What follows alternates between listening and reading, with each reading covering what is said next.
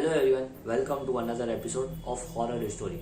और ये कहानी मेरे एक दोस्त की है जो कि मुंबई में रहता है। उसका नाम अजय है। और जब उसने मुझे ये 2 महीने पहले बात बताई तब मुझे ज़रा सा भी उसकी बात पे यकीन नहीं हुआ था।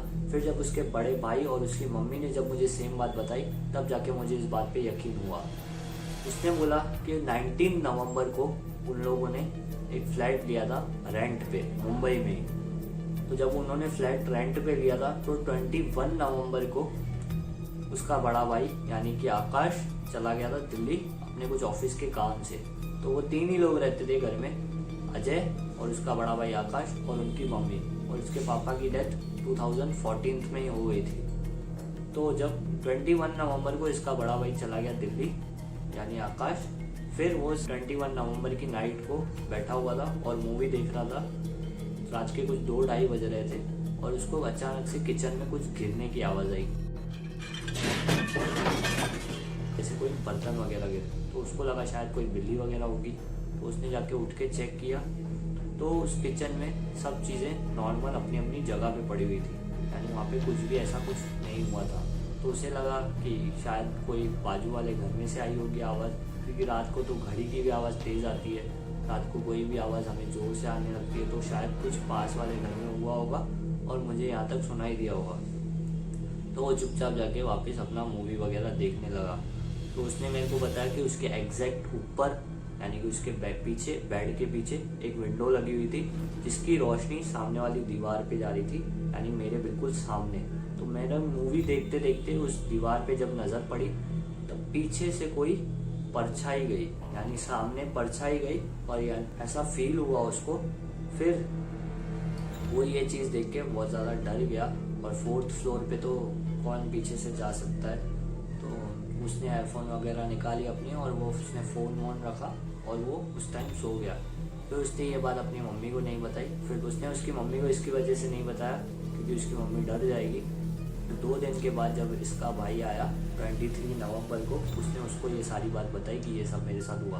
तो उसके भाई ने भी उसकी बात पे यकीन नहीं किया। फिर रात के टाइम पे जब दोनों भाई साथ में सोए थे तो उनको किचन में से चिल्लाने की आवाज़ आई।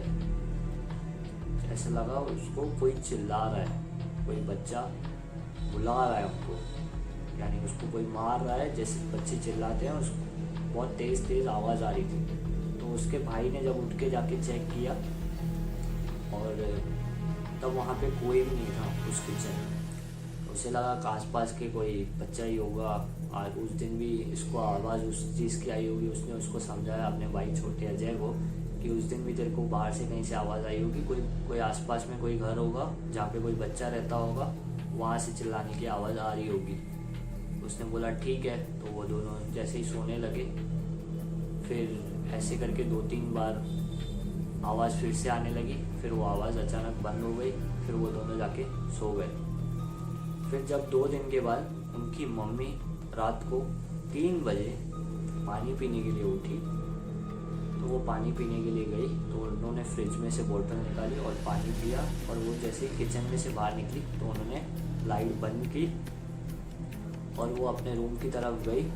और उन्होंने जैसे ही पीछे मुड़ के देखा तब लाइट वापस अपने आप ऑन हो गई थी।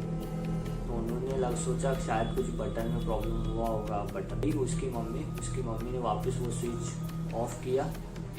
फिर उसकी मम्मी आई और अचानक से वापस वो लाइट ऑन हो गई। तो वो जाके अपने दोनों उनको उठाया, आकाश और उसको अजय को उठाया कि अब ये लाइट वापस ऑन हो गई 2 बार कि क्या है देख तो ज़रा। मैंने बंद की 2 बार, फिर से शुरू हो गई लाइट।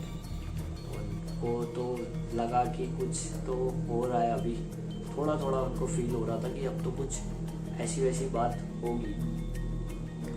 तो वो लोग गए, जाके उन्होंने फिर से लाइट ऑफ की और तब लाइट ऑफ हो गई एक बार में। फिर उन्होंने देखा कि किचन में ब्लड पड़ा है, यानी किसी का खून वहाँ पे लगा हुआ था। तो उन्होंने वो खून वगैरह साफ़ किया। पता नहीं उनको कुछ समझ नहीं आ रहा था और वो तीनों जाके एक ही रूम में बैठ गए।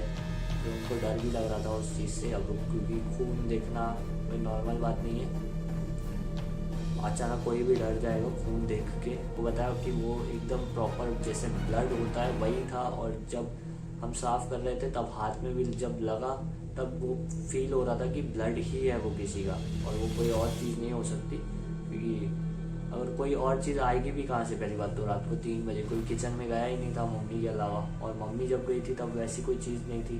जब हम लोगों ने जाके देखी तभी वो खून दिखा हमको, और डर के एक ही रूम में जाके बैठ गए। और वो डरने के बाद उसकी मम्मी को अचानक से पता नहीं कुछ ऐसा हुआ और वो अचानक से बेड से गिर गई, और वो बेड से गिर गई तो उन्हें बहुत ज़्यादा, अभी वो लोग डर गए दोनों लड़के, अजय और आकाश। तो उनको उठाया कि मम्मी क्या हुआ अचानक।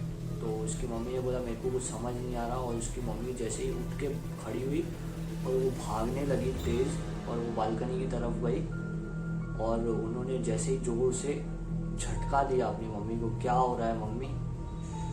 तो फिर उसकी मम्मी को अचानक से होश आया कि उसने बोला कि कुछ नहीं, मेरे को तो कुछ नहीं हो रहा। तो उसकी मम्मी को बिठाया वो दोनों। फिर जब गैलरी में यानी बालकनी में देखा हमने तो एक छोटा बच्चा था और वो ऊपर चढ़ रहा था। तो उस बच्चे ने ऊपर से जंप मार दिया, यानी वो दोनों बहुत ज़्यादा डर गए थे उस टाइम। तो वो लोग वहाँ से भागे घर लॉक करके। रात को 4 बजे थे उस टाइम, और 4 बजे वो लोग अपने मासी के घर पे चले गए रहने के लिए। फिर 2 दिन के बाद उन्होंने वो दिन में जाके पूरा फ्लैट खाली किया, और वो ने कहीं और जाके फ्लैट ले लिया था। तो ये सारी बातें जब उन्होंने आसपास में से पूछा, जब उन्होंने इंक्वायरी की कि क्या हुआ है यहाँ पे, क्या पहले कुछ हुआ है, तब जाके पता चला कि पहले भी ऐसी चीज़ें हो चुकी हैं उस फ्लैट में।